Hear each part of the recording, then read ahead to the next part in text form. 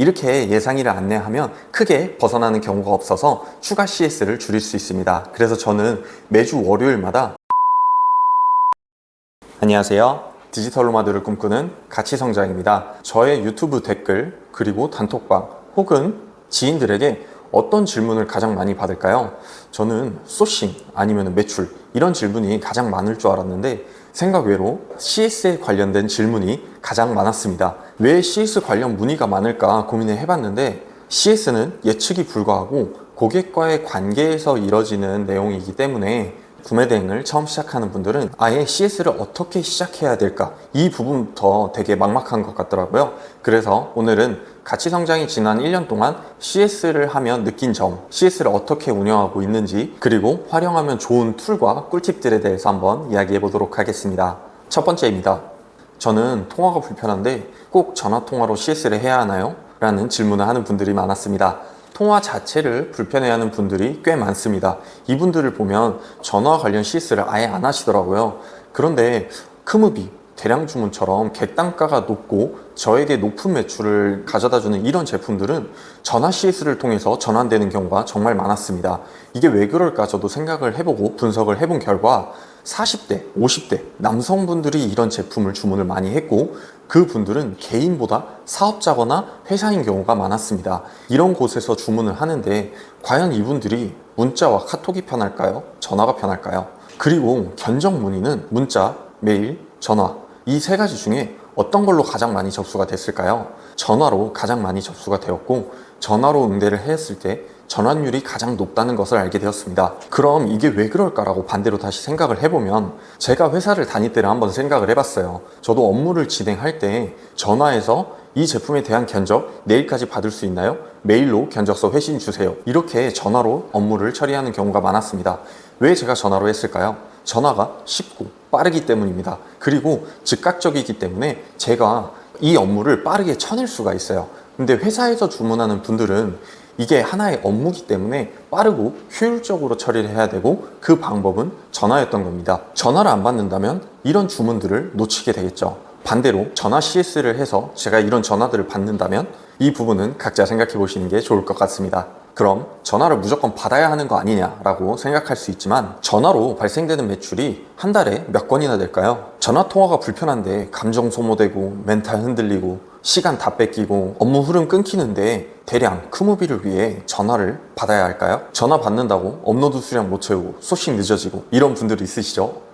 이거 난데 하는 분들이 있을 거예요. 잘 알고 있습니다. 어떻게 할까요? 제가 그랬어요. 제가 그랬고 저도 경험하면서 이런 부분들을 다 바꿔왔기 때문에 조금 더 디테일하게 이야기할 수 있을 것 같습니다.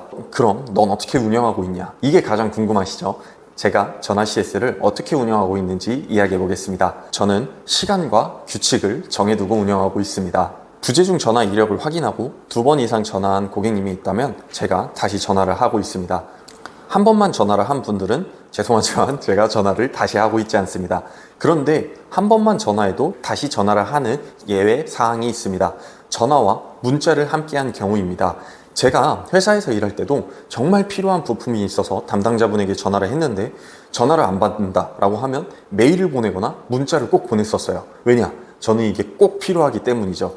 이 고객님도 저의 제품이 꼭 필요한 사람일 확률이 높습니다. 그래서 저는 부재중 전화가 와 있고 문자까지 남겨져 있다면 이 분에게는 전화를 합니다.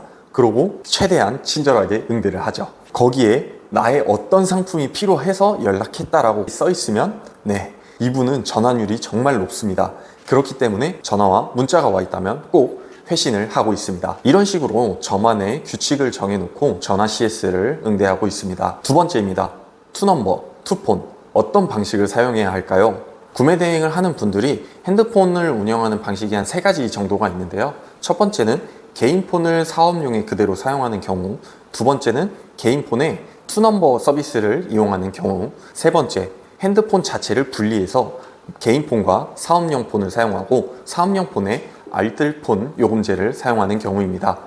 저는 어떤 방식을 사용하고 있을까요? 세 번째 방식인 핸드폰을 물리적으로 분리해서 사용하고 있습니다.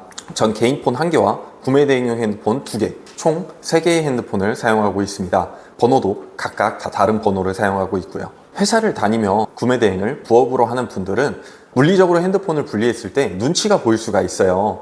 그런 분들은 투넘버를 사용하는 게 좋을 수도 있습니다. 하지만 구매 대행을 전업으로 한다라고 하면 물리적으로 핸드폰을 분리하는 것을 권장드립니다. 중고폰 구매하기 아깝고 알뜰폰 요금제 돈 따로 내야 되고 뭐 이런 거를 생각하는 분들이 있는데, 개인폰으로 투넘버를 사용한다고 생각해 볼게요. 주말에도 저의 개인폰이 울립니다. 제가 밤 10시 이럴 때도 저의 개인폰이 울려요. 에이, 안 보면 되지라고 생각하는데 그게 될까요? 제가 들고 있는 저의 개인폰이 울리는데 안 됩니다. 이거 구매 대행을 하다 보면 나의 일상과 일을 완벽하게 분리할 수 없구나 라는 것을 알게 될 겁니다. 하지만 여기서 핸드폰이라도 물리적으로 분리를 하게 되면 연락에서 조금이라도 자유로워지기 때문에 업무와 물리적으로 거리를 만들 수 있게 됩니다. 그리고 제가 개인 핸드폰에 투넘버 서비스를 사용 안 하는 이유 중 하나가, 저의 개인 폰에 모르는 전화번호로 전화가 왔을 때 고객인가? 고객센터인가? 아니면은 광고인가? 배대지인가? 이런 생각이 들더라고요. 개인 폰인데 전화가 왔을 때 이런 생각을 하다 보니까 이게 생각보다 스트레스가 크더라고요. 그래서 저는 꼭 핸드폰을 물리적으로 분리해서 사용하고 있습니다. 알뜰폰 요금제나 이런 부분을 걱정하는 분들이 많은데 6개월 동안 무료 요금제도 있고 10,000원 미만의 요금제도 정말 많습니다. 그리고 한 가지 더 있죠. 중고폰 구매해야 되는데 비싸지 않냐 라고 생각할 수도 있습니다. 이게 좋은 핸드폰이 필요가 없어요. 저 지금 사업용으로 사용하는 핸드폰이 갤럭시 S8입니다. 집에 남아있는 스마트폰 공기계 하나쯤 있을 거예요. 안 좋아도 됩니다. 되기만 하면 됩니다. 그리고 중고폰을 만약에 구매하거나 집에 있는 스마트폰을 사용할 때 이게 3사의 통신사를 활용할 수 있는지 그 정도만 확인을 하고 구매하거나 사용하시면 될 것 같습니다. 그래서 두 번째 질문의 결론은 물리적으로 핸드폰을 분리하는 걸 추천한다. 세 번째 질문입니다. 배송의 모든 과정을 고객님에게 안내해야 할까요? 저도 처음에는 많은 부분을 고객님들에게 안내를 했었어요. 그런데 이게 생각보다 시간과 에너지가 많이 들어가게 되더라고요. 왜냐하면 통관하는 시점이라든지 제품을 제가 주문하는 시점이 다르기 때문에 매일매일 이거를 체크를 해야 됩니다. 매일매일 체크를 하는 것도 제품이 한두 개일 때는 가능하겠죠. 하지만 저는 지금 촬영일 기준으로 배송 중인 제품이 174건입니다. 제가 배대지를 두 곳을 사용하고 있는데 두 곳 중 한 곳만 집계한 내역이고, 대량과 반자동 중 반자동만 집계한 내역입니다. 대량 등록과 다른 배대지까지 집계한다고 하면 200건이 넘어갈 거예요. 이 200건이 넘어가는 것을 매일매일 주문 현황을 추적하면서 고객님들에게 연락한다? 정말 CS만 하다가 하루 업무가 끝날 겁니다.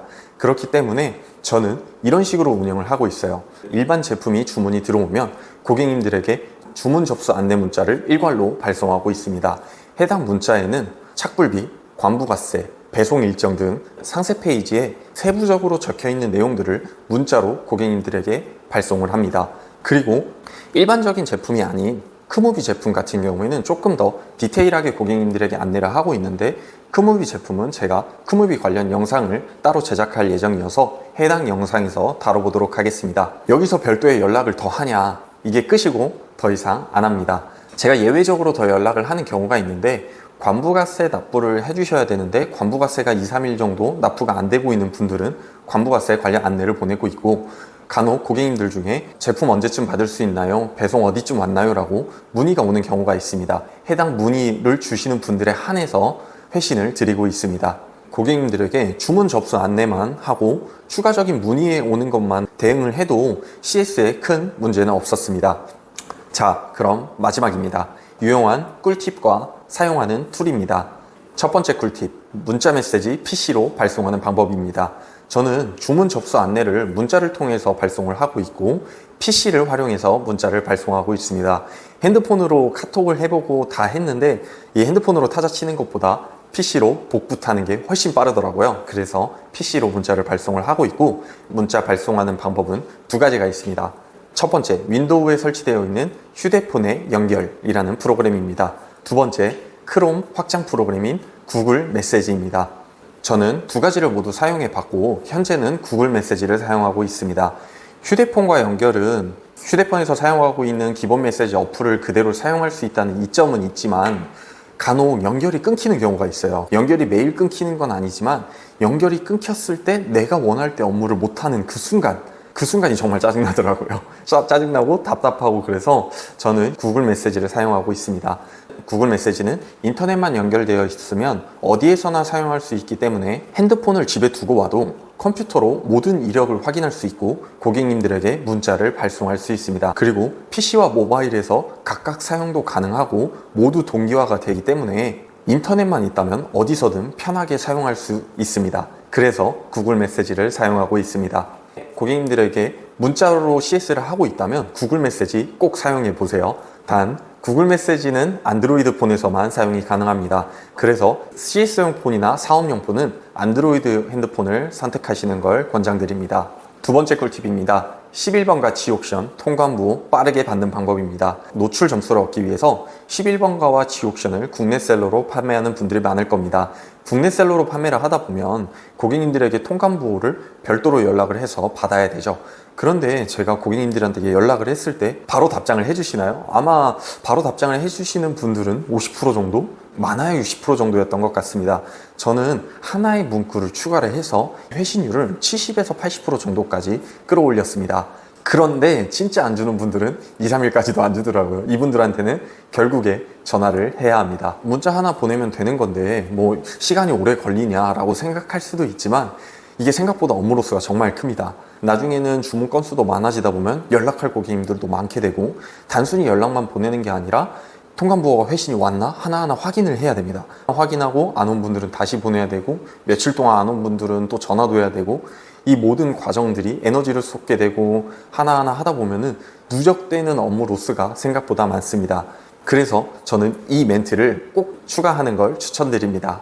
국내 셀러로 입점한 마켓에서 마스크가 주문이 들어왔다고 가정을 해볼게요. 그렇다면 저는 이렇게 안내 문자를 발송합니다. 11번가 마스크 판매자입니다. 주문하신 제품 정상 접수되었습니다. 배송 일정은 이런 식으로 문자를 발송합니다. 여기서 어떤 내용 때문에 회신율이 높아졌을까요? 바로 11번가 마스크 판매자입니다. 이 문구 때문입니다. 내가 어디에서 어떤 제품을 주문했는지 까먹는 분들이 생각보다 많습니다. 그리고 요즘 피싱 사기가 많아서 통관부호 요청 문자를 피싱 문자로 보고 회신을 안 주는 분들도 많고 스팸으로 처리해버리는 분들도 정말 많았습니다. 그런데 내가 어디에서 어떤 제품을 판매하는 판매자다라고 고객님에게 소개하는 순간 고객님은 저의 문자에 신뢰도를 얻게 되고 아, 내가 여기서 주문했었지, 아, 이거 내 제품이지 하고 바로 알아차릴 수 있기 때문에 고객님들의 통관부호 회신율을 높일 수 있습니다. 이번 꿀팁은 제가 고객님들에게 직접 전화해서 왜 통관부호 회신을 안 주셨냐라고 물어보고 그 고객님들의 공통된 답변이 있더라고요. 그 답변을 적용해서 얻은 결과입니다. 국내 셀러로 입점한 분들은 꼭 적용해 보세요. 그리고 문자 회신율을 확인해 보세요. 이게 얼마나 큰 꿀팁인지 알게 되실 겁니다. 마지막 꿀팁입니다. 배송 일정 예상하는 방법. 요즘 통관이 조금 늦어지고 있는데 처음 시작하는 분들은 세관에 입고되고 언제쯤 출고되는지 모르는 경우가 굉장히 많습니다. 예상하기도 어렵고요. 이때 쉽게 예상할 수 있는 방법이 있습니다. 유니패스에 접속 후 통관 내역을 조회를 하면 통관사 정보를 알 수 있습니다. 통관사에 전화해서 딱 한마디만 하면 됩니다. 오늘 며칠 입항 화물이 작업되고 있나요? 라고 상담사분에게 질문을 하면 친절하게 알려주실 겁니다. 해당 날짜를 안 다음에 최근에 통관 완료된 제품을 조회를 해보세요. 그러면 평균적으로 며칠이 걸렸는지 알 수가 있습니다. 그러면 대략적인 예상 일정을 알 수 있겠죠. 이런 식으로 확인을 한 후에 고객님에게 며칠을 더해서 배송 일정 안내를 해주시면 됩니다.